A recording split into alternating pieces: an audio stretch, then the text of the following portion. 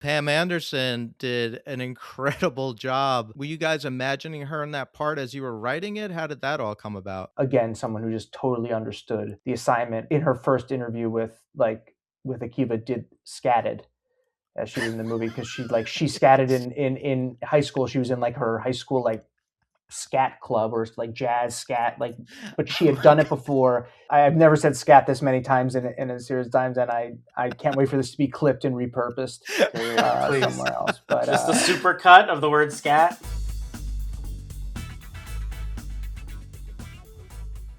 Hey everyone, welcome to How Success Happens. I'm Dan Bova, writer and editor at entrepreneur.com.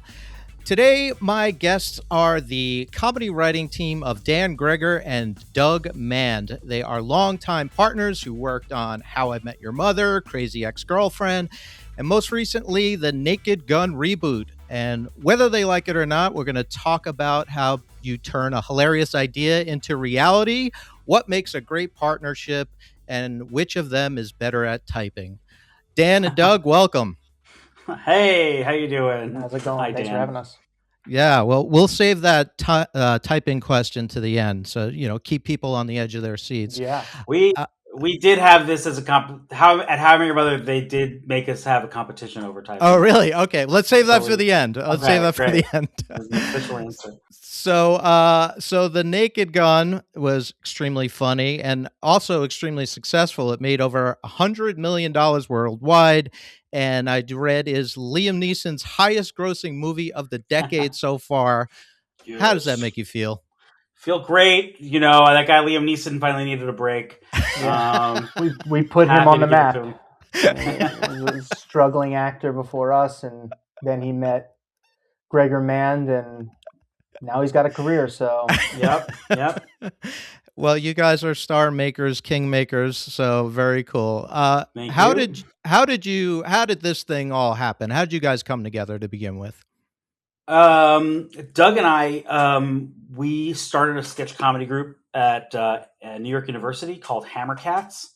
It is still up and running today, proudly. It is like the longest running sketch group at NYU. A lot of wonderful alum have followed us. Donald Glover, Bowen Yang, many other very talented people. And we were doing those shows around New York when the Upright Citizens Brigade Theater kind of saw us, and we were lucky enough to sort of get moved into that ecosystem at a really auspicious moment in like comedy history, when there was a real sort of burgeoning of just tremendous talent taking shape there. And so we were making sketch comedy for the stage and short films and online sketches. We were early in the YouTube sort of days. We were one of the first groups to be on Funny or Die. And so I think we were just lucky enough to jump in at a good moment when we were able to really make a lot of stuff for no money, and people were Yeah, still watching it. That was a big thing. So we got a lot of reps in. that's excellent. I too. Wow, we have a lot in common. I too went to NYU. Probably a couple of years or many years before you did. So we were like shooting on actual film, which is not cheap. So No, you weren't that making a was lot. that was the uh, difference. It was cheap and easy and quick, and that was the whole name of it. That's great. So, were you out of the gate like this is what we're going to do? Comedy writing isn't exactly, point A to point B kind of career path. Were you aware of risks? Did you ignore them, or did you just go for it? for me, I did not write a lot. I thought I was going to be an actor. I was going to try to be an actor. I was always performing. Like Dan said, we were doing sketch comedy. So that's where my writing kind of started, to write sketch for myself and for the group. And what we learned early on, and I think Dan's trajectory is a little bit different in some ways, because he has a much more of a writing background. But we realized early on that like we're not going to make a living as sketch comedians. So we kind of were like, if we're going to write an act, we have to write for ourselves. So that's really where, for me, where writing was really born out. If we're going to write, writing was at first a means to give myself parts. I love that too, and I've spoken to a number of comedians over the years too, and I just find it's such an entrepreneurial thing. You are creating, you are performing, you are doing everything. You are the product in the end. Um, Yeah, you really quickly realize like that there's nobody's going to care as much as you, right, and that's it's you can't shirk the responsibility anywhere else, and so we truly you learn everything you learn. You're the lighting guy, you're the prop master, you're the costumer, you right, are the hair, makeup, wardrobe, camera, and then you're also acting and writing and directing, and right, you got to learn it all, right. Do and you then you got got to return everything you can to right, Walmart. right, right? So you don't get charged for late fees. Right. Do you remember the first time you got paid to be funny? I mean, I remember we won a sketch comedy prize, and they gave us the award in Rolling Rock beer cases, and that was really exciting. Yeah. That's awesome. That really felt like we were rich. And then we got a bunch of Chipotle gift cards, and we ate. That was not from writing, Dan. That was That just wasn't because for writing, but that was from being an entrepreneurial sketch comedy group. no, that was from DC Pearson, who was the was the dorm room, whatever. That had nothing to do with our comedy. The RA? But we thought he was the RA, and they gave him, there was a Chipotle opening, and so the whole group lived off of like 500 Chipotle cards, free burrito cards that there was he a supposed stack to for the that he whole was dorm. supposed to distribute to his floor. Oh man, But that's awesome. not paid for comedy in the least. It just came from a friend of ours who was in comedy. Fair enough, but it was it was a real get. But I vividly remember the first thing we sold and thinking that we were rich and that we could quit our day jobs. And it was an amazing first sale. We created this pilot and shot the first 4 or 5 minutes of it with, again, beg, borrowing, and stealing, myself, Dan, and our friend Adam Pally, who's a successful actor to this day. We snuck into Dan's office at the time, which happened to be, he was an assistant at HBO, and we shot a proof of concept of this idea we had for a pilot, sent it out, and it just kind of blew up and made the rounds, and we ended up selling it to ABC. And with that sale, we were in the union immediately, so we had health insurance immediately, which maybe is my proudest achievement to this day, was being able to be like telling my dad I had health insurance, and I think probably the biggest relief to him. And yeah, it was a huge deal. I wanted to ask you about pitching, because pitching jokes, pitching ideas, pitching your business.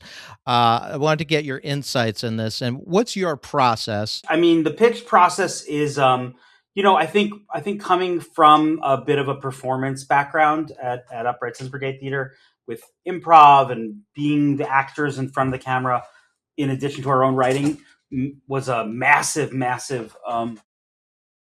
addition to our ability to pitch ideas, because we would go into rooms and were able to perform the concepts to a level that was like entertaining, and it was intriguing, and people were interested in just like, we knew how to get laughs from people in a room. We knew how to modulate based on the room and the tone, and we could, riff a little bit more on our pitches themselves and be like, okay, we're feeling this is not going as well as we want.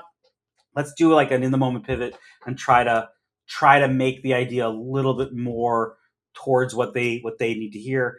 Is there anything that you recognize as a tell that this is going good or bad, and how we're going to pivot in the moment? Do you have like set plays if the person seems distracted? Yeah, I think it's something that Dan and I will talk about beforehand.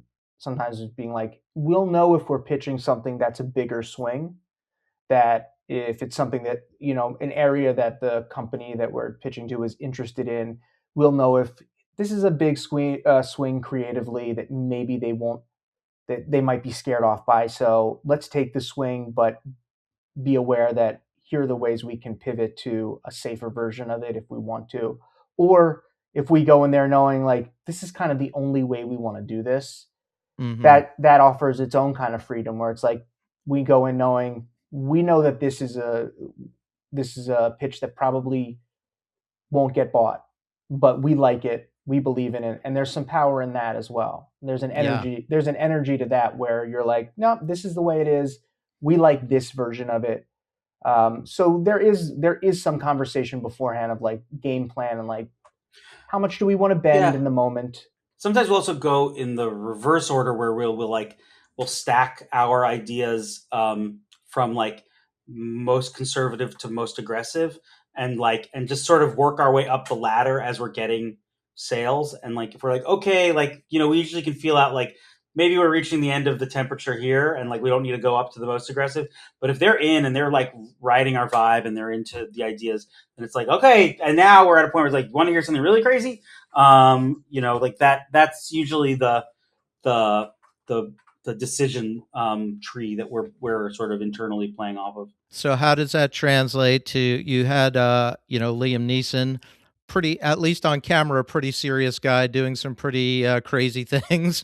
How do you approach pitching him some of the wilder stuff from Naked Gun? I mean, they were in the script, and so he would read a script. He'd read a draft of the script, and he would just say what he liked or didn't like.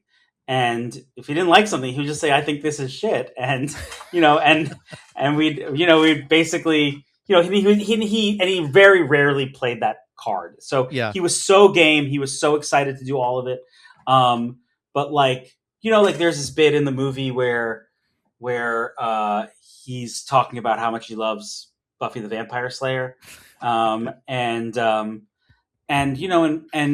we just, and that was an alt, that wasn't the thing that was in the original script, so we just were running to him on set, like in the moment, and I don't think has literally ever seen Buffy the Vampire Slayer, and so like the whole run of it is just these complete gibberish words to him, and so he reasonably is like, what the fuck are you even asking me to say? I don't even know what these words mean. And so like he had some trepidation, but then he does it because he's an amazing actor, and he is a professional, and he says Yeah. it, and then the crew starts laughing, and he's like, okay, all right, I guess this works. And That's great.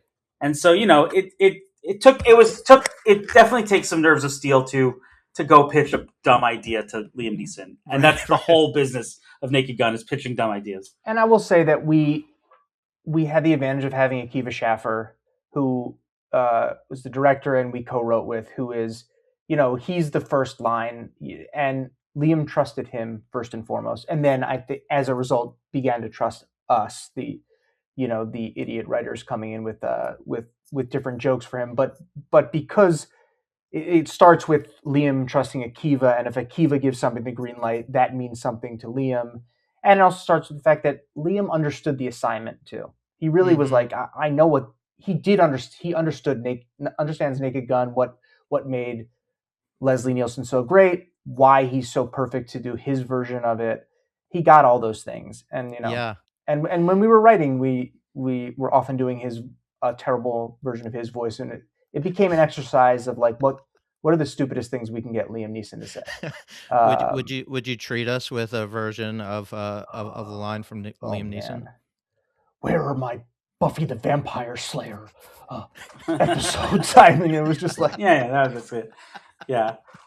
Just like, you lost all the episodes. The episode where Willow meets her doppelganger and Buffy and Angel hook up for the first time. Yeah. It's the intensity of Taken, about something completely absurd, and you get that because of his gravitas, and he's just so damn good. He could read the phone book, and you were like, this is so gripping.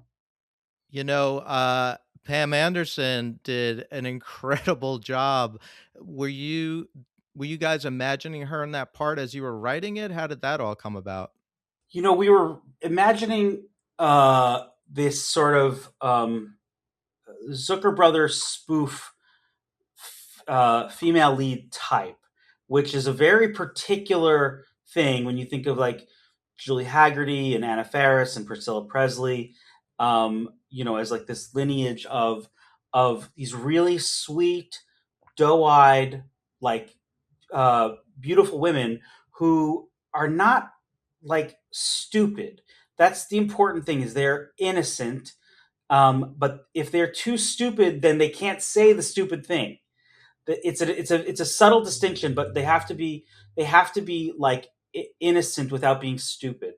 And and and Pam is on a very short list of actresses who, in like just our modern world, are like just nail that. And so she was always someone we were really She interested was in. one of the And first names we came up with, and the fact that she was interested, we were immediately like, oh yes, go get her. Again, someone who just totally understood the assignment, wanted to play in the sandbox, and just got it. And Yeah. like in her first interview with Akiva, did scatted as she was in the movie, because she scatted in high school. She was in like her high school like scat club or like jazz scat, like, but she had done it before. And just the fact that she was willing to kind of make herself that vulnerable on a Zoom, Yeah. do something as ridiculous as scatting cold, is nothing says worse so than just much cold about her. scat. Yeah, exactly. I've never said scat this many times in a series of times, and I can't wait for this to be clipped and repurposed Please. somewhere else. But Just the super cut of the word scat. she was just the best. We got so lucky with those two, and just their willingness and talent, the combination of their willingness and their talent, and just was you don't get that. There's Yeah. And then their immediate chemistry is Mm. something that you just get lucky with. You cannot Yeah. predict that, and Yeah. very grateful for it. It was fantastic. Can we geek out on process a little bit? Your chemistry. I'm curious, like when you're writing together, set the scene. What's that like? Are you in the same room together? I'm in a bathtub. Doug's, watching me through the window. Sade so desperately in the background. I've got my camouflage on, and the toilet cam is on. Everything is on, really, and I'm just kind of taking it all in and then editing it, and Yeah. and then It's good. no, look, well, Magic. we have a process. If we're just writing Naked Gun was different. Naked Gun was more like we wrote like we were in a TV writer's room. It was me and Dan and Akiva, and we even hired a writer's assistant, which is not common for a movie.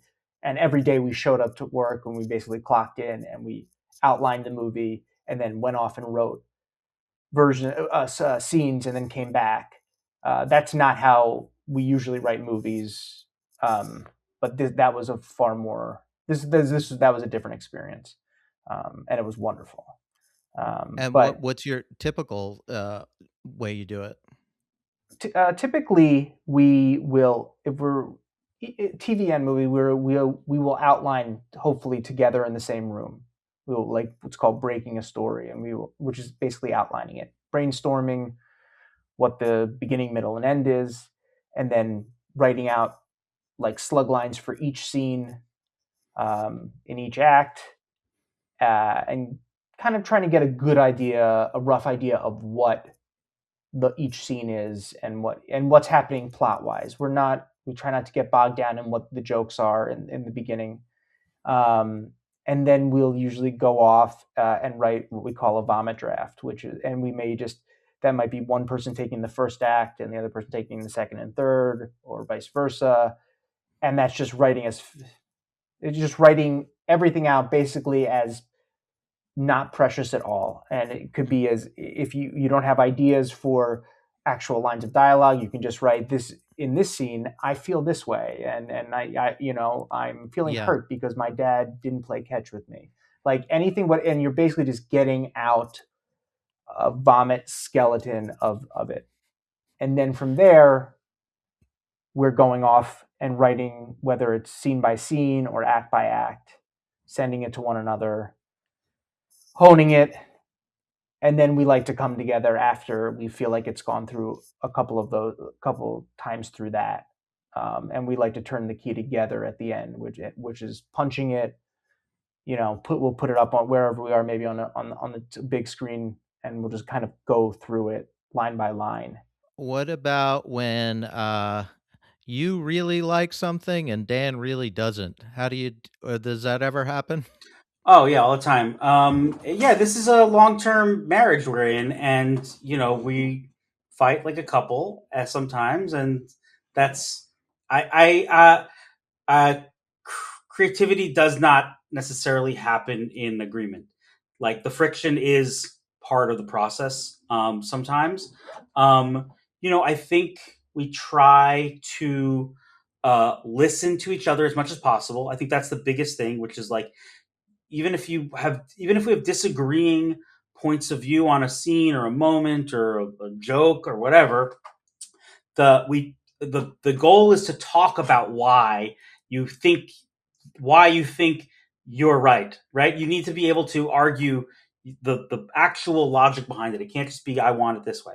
And so and in having that, and honestly, what happens a lot of the time when we have these arguments is by having to articulate the reason that I think this thing is better this way, and he says I think it's better this way, we actually realize we're both kind of missing some element that would make us both happy, and we usually often come to a third new thing, and that again is why the friction is important. Sometimes it's purely subjective. Sometimes it's just taste, and it's just like I want a Fruit Loops joke here. I just want a fucking Fruit Loops joke, and Doug's like I hate Fruit Loops, and then there's just a little internal gauge of like Dan seems like pretty obsessed with these fucking Fruit Loops. I'm gonna give it to him.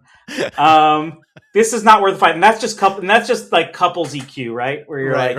Yeah, I'm gonna let him have this right? one. Do you want to be right or do you want to be happy?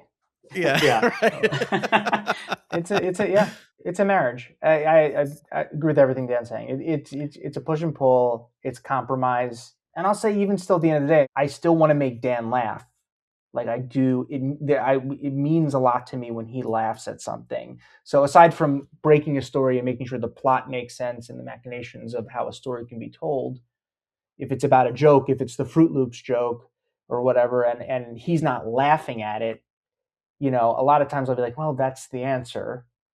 Even though sometimes I'll be like, no, I think this is funny. And we both have a list of probably times when we were proved right or we were proved wrong. That people ended up liking the joke that we didn't believe in or didn't like it. And it's just, it all kind of comes out in the wash. I did want to ask you about that. Do you have any memories of any epic, like thinking you're walking into the room and you're going to blow the lights out and just crickets? Any good bombing stories? So many.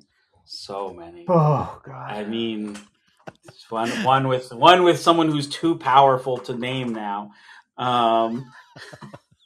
With many powerful and a many powerful, but truly the most powerful most powerful Zoom we'd ever been on, and we ate so much shit. I'm haunted in such a spectacular way that when you asked about like, can you tell when it's not going well?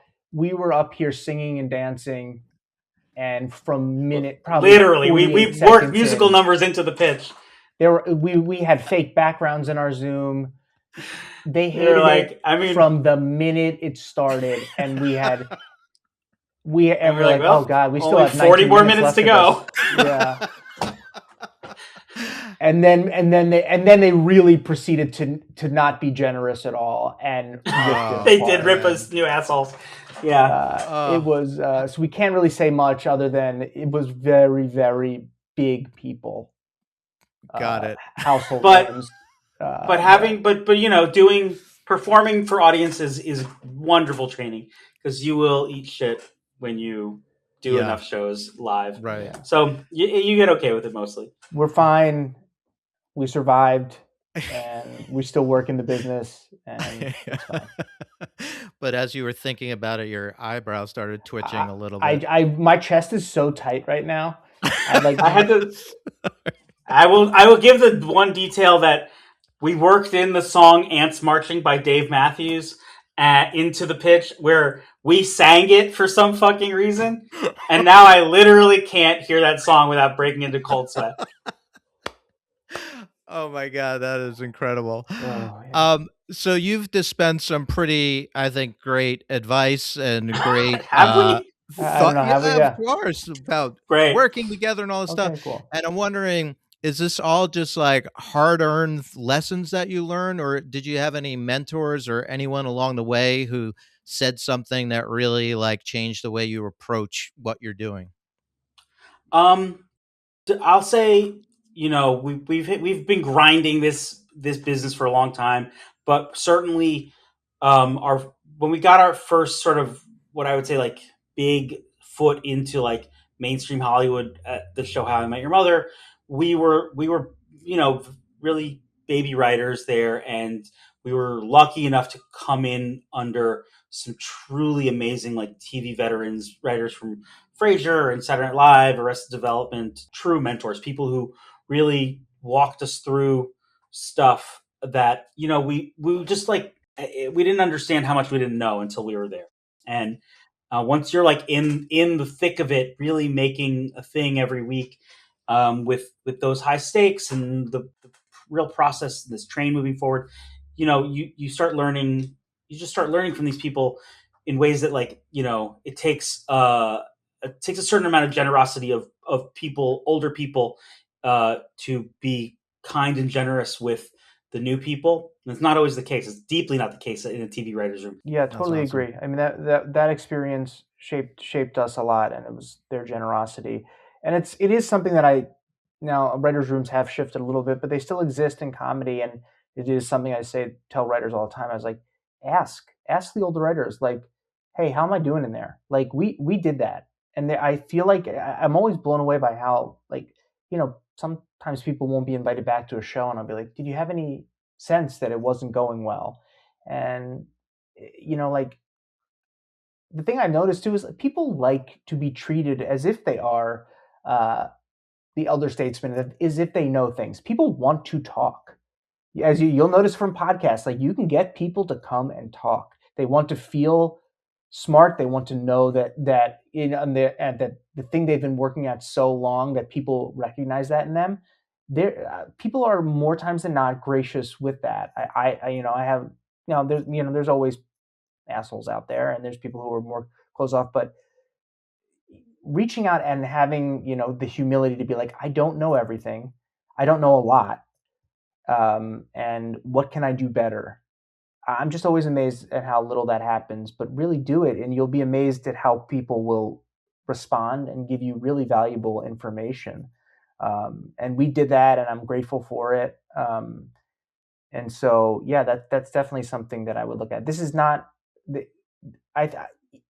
it does feel like right now, especially, but it's always this industry can always feel like a industry of scarcity, that where, there's just not enough to go around. But I don't think that helps you. I think treating it as if like, raise all voices. These are people that, and you don't know the younger writer you're helping out, you will be hopefully working for in 5 years or whatever. You never know. So it's all the lessons you give in any industry too. You never know who you're going to be across the table from, ever. You never know, and that's something that we've now gotten to see. Someone who was at Fox while we were, developing a pilot, suddenly is let go, and we're like, oh, well, that's great. We're never going to see that guy again. And then a year later, we're pitching to that person at, Hulu, which is also owned by Fox, which is owned by Disney. So who cares? It doesn't matter. There are only 3 companies left. But so yes, very much so. You're going to run into the same people. So I've taken a lot of your time, but I'm going to continue to take more of your time because I want to hear more about your fondness for scat, but also, we'll move into the speed round. So the first question is, what is a bit from a movie or TV show that you wish you wrote?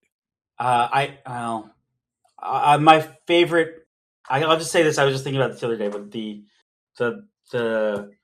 Big Lebowski joke where he's in Jackie Treehorn's house and he's trying to get information off the notepad next to the phone, and he does the pencil scraping where he's like he's scraping the pencil over the next piece, and the only thing that comes up is a picture of a dick. It's really good. It's really good. Classic. There's so many. The first one that comes to mind, just because I'm rewatching it right now, is Arrested Development, where uh, Tobias joins Blue Man Group and he blew himself, and it's just the amount of jokes they get out of I blew myself, or it's just so Uh, stupid and Yeah. so wonderful. I Um, probably quote arrested jokes more than any other thing. I was just cool talking with my wife about the the joke where uh, he names his boat the C word, and then his mother is like, "Do not call me that." yeah, I mean, that show is just, you can go to anyone. You're like, that's the best joke I've ever heard. Yeah. And it's just, It's blew myself is probably doesn't even, if I really think about it, reach the top 50. But it's just, I just saw it, and it's just, and I'm like, It's I'm so good. so excited for it. when you guys, this isn't a speed round, but when you're writing these scenes for Naked Gun, for example, they're just so packed. It's just, beat by beat, everything's a joke and everything is hilarious. Like, when do you know, okay, we've got enough, or when do you feel, or is there ever enough? You know, the Good Naked question. Gun is a special beast because unlike even other comedies we've written, it necessarily needs a volume and a pace of jokes that is just higher than a normal comedy. And so we trusted the process, which was like, we're going to write the story first. We're going to write the like situational specific comedy things off that. From there, we're still in a place where it's like, let's keep trying to find places for more jokes. So we'll do a punch round and we'll keep finding more little places. But even then, we were on set, and that was a big part of our job on set, was just being ready, because Liam Neeson was kind of perfect every first take. He's such a good actor that we had the time and space to do alts, which is like alternative jokes, second options, and and we and so we had like, without exaggeration, an 800-page alt packet, and like a script for reference is like 120 pages. It's, you keep finding new little things, and then you get on set and you're like, oh, I didn't know that we'd have a champagne glass there. Let's make a joke about champagne. What's a joke about champagne? Oh, Bill Cosby's champagne. And like, and you're like, great. And so like that's the kind of stuff where it's like, this is the a unique movie that demands you constantly be layering as many jokes as possible. I think that's right. I think the other thing is, and we did notice early on, when the flip side of that coin is knowing when to not have a joke, Mm, and when you just need some straight lines so the plot moves forward. And it's a fine line. It's a taste thing, because your impulse is just to, open the fire hydrant and just right. spray everywhere.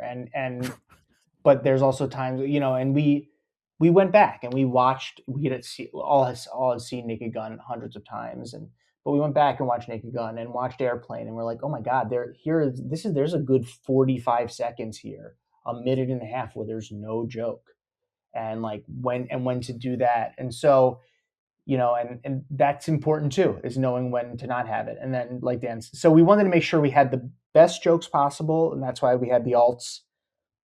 But we also had to be able to be like, you gotta let this moment breathe. This is just a plot moment that has nothing else to it. This is just a genre moment where we're just going to play the genre for what it is. This is a noir. This is a detective noir. Like, but yeah.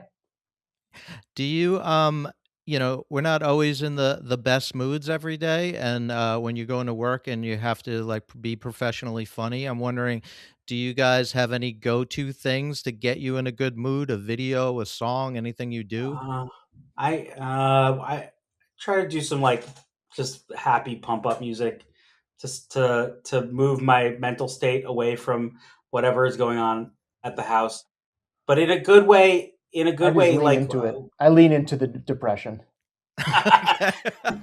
to maybe to my own detriment, but I think there's the comedy can yes, be we're found. we're aware. Yes, yeah, yeah. That's fantastic. Yeah. I appreciate so much of your time, and this has been amazing. And what can people look for your names on in the future? What can we be excited about? Well, I'm going to be working at Applebee's pretty soon. This business is falling apart, so so I the take double your order? dippers, the happy hour. My name will be on your bill at the end of the night. Endless sliders. Look, go if you haven't watched Naked Gun, go watch it. Go buy it. Check out Rescue Rangers. Dan has got a pilot that we're hoping goes to series at ABC, and it's called Do You Want Kids? Yep. And Doug and I just signed on for another movie with Akiva that we're hoping comes out with Disney called Stepsisters. But like I said, the odds for any one thing to succeed are a nightmare in this business. So get a second job. Yeah. All right.